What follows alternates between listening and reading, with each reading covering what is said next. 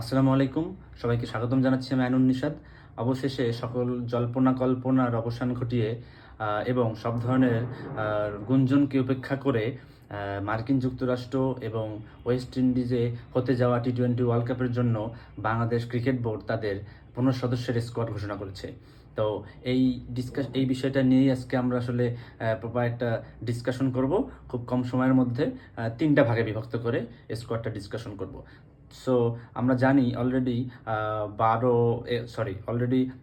21, 23 এবং 25 তারিখে বাংলাদেশ বনাম মার্কিন যুক্তরাষ্ট্রের মধ্যে 3টি টি-20 সিরিজ, 3টি টি-20 ম্যাচ আসলে অনুষ্ঠিত হওয়ার কথা আছে।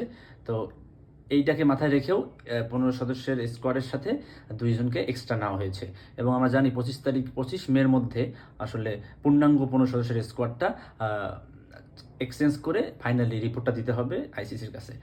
সো স্কোয়াডে যদি ফিরে আসি, আমরা 3টা ভাগে আলোচনাটা করব। প্রথমত হচ্ছে একটা ব্যাটিং সেক্টর, আমাদের বোলিং ডিপার্টমেন্ট, আর হচ্ছে স্পিন বোলিং ডিপার্টমেন্ট। বোলিং ডিপার্টমেন্টটাই মেইনলি 2 ভাগে ভাগ করতেছি এই ক্ষেত্রে। তো প্রথমেই যদি আমরা আমাদের ব্যাটসম্যানদের দিকে আসি, আমাদের অ্যাজ ইউজুয়াল আমাদের স্কোয়াডের প্রথম এখন ক্যাপ্টেন নাজমুল হোসেন শান্ত, ভাইস ক্যাপ্টেন হিসেবে আছেন তাসকিন আহমেদ।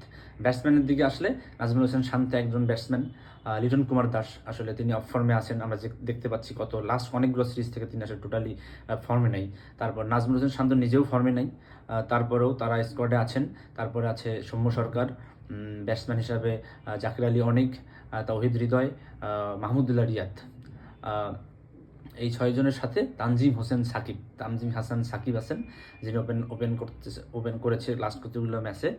তো এই 7জন ব্যাটসম্যান পূর্ণাঙ্গ ব্যাটসম্যান হিসাবে আছেন। বোলিং ডিপার্টমেন্টটাকে যদি 2 ভাগে ভাগ করি, প্রথমে যদি আমরা স্পিন ডিপার্টমেন্ট নিয়ে কথা বলি, স্পিন ডিপার্টমেন্ট নিয়ে কথা বলতে গেলে আমার ব্যক্তিগতভাবে মনে হয় একটি ভারসাম্যপূর্ণ স্পিন ডিপার্টমেন্ট টিম ম্যানেজমেন্ট প্রকাশ করেছে। প্রথমেই আমাদের বিশ্বসেরা অলরাউন্ডার সাকিব আল হাসানের সাথে স্পিন ডিপার্টমেন্টে আছেন যথাযথ আরেকজন বাঁহাতি স্পিনার তানভীর ইসলাম এবং একজন ডানহাতি স্পিনার যেটা শেখ মাহাদি। এর সাথে সাথে স্পিন ডিপার্টমেন্টকে আরও বৈষম্যপূর্ণ করে তোলার জন্য আরেকজন আছেন আমাদের young leg spinner Rishad Hossain. So spin department আসলে একটি ভারসাম্যপূর্ণ ডিপার্টমেন্ট হয়েছে বলে মনে করছি। এরপর যদি আমরা সিমার বা পেস ডিপার্টমেন্টের দিকে তাকাই, এইখানে আসলে তাসকিন আহমেদি প্রাইম পেসার হিসেবে থাকবেন। তার সাথে থাকবেন ডানহাতে একজন পেসার তানজিম হাসান সাকিব এবং 2জন পরীক্ষিত পেসার মুস্তাফিজুর রহমান এবং শরীফুল ইসলাম। যদিও আমরা দেখতে পারি যে তাসকিন আহমেদের ইনজুরিগত একটা সমস্যার কারণে আমরা আসলে এক্সট্রা 2জন প্লেয়ারের মধ্যে একজন হাসান মাহমুদকে রাখা হয়েছে। কোনো কারণে যদি তাসকিন আহমেদ পূর্ণাঙ্গভাবে শেষ পর্যন্ত ফিট হয়ে না উঠতে পারে, তাহলে হয়তোবা হাসান মাহমুদকে ইনক্লুড করার একটা অপশন আছে। তো এখন ব্যাটসম্যানদের কথায় আসি। এর বাইরে আমরা একটা কথা বলতে চাই, স্পিনারদের 4জন স্পিনারের মধ্যে মাহমুদুল্লাহ 2-1 ওভার আসলে করতে পারেন। এটা আসলে ভিন্ন কথা, ওটা ম্যাচ পজিশন অনুযায়ী, ম্যাচ সিচুয়েশন অনুযায়ী আসলে তাকে করানো হতে পারে। আমাদের মেইন সমস্যাটা হচ্ছে আমাদের ব্যাটসম্যানদের। যদি আমাদের বলাররা স্পিন এবং সিমার বা পেস ডিপার্টমেন্ট যদি পূর্ণাঙ্গভাবে তাদের প্রপার এক্সিকিউশন তারা করতে পারে, আমরা আশা রাখতেছি বোলিং ডিপার্টমেন্ট নিয়ে আসলে কোনো সমস্যা হবে না। আমাদের মেইন সমস্যা হচ্ছে ব্যাটিং ডিপার্টমেন্ট। প্রথমত আমাদের ওপেনার হিসাবে লিটন কুমার দাস, তিনি একদমই ফর্মে নাই। আমাদের ক্যাপ্টেন একদমই ফর্মে নাই, টি-20 শুরু ব্যাটিংয়ে করছেন না তারা। এরপর সৌম্য সরকার, তাকে নিয়েও আমরা কিছু ডিরেক্ট বলতে পারছি না তিনি আসলে কি করেন না করেন। একমাত্র কনসিস্টেন্সি বজায় রাখছে তৌহিদ হৃদয়, মাহমুদুল্লাহ রিয়াদ।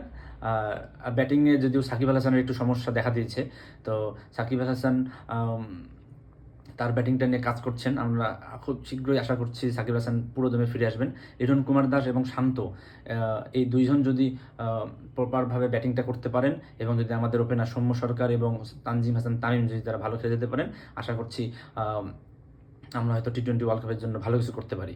আপনারা আপনাদের মতামত কমেন্ট বক্সে জানাবেন। স্কোয়াড আরও কালকে ইনক্লুড করলে ভালো হইতো।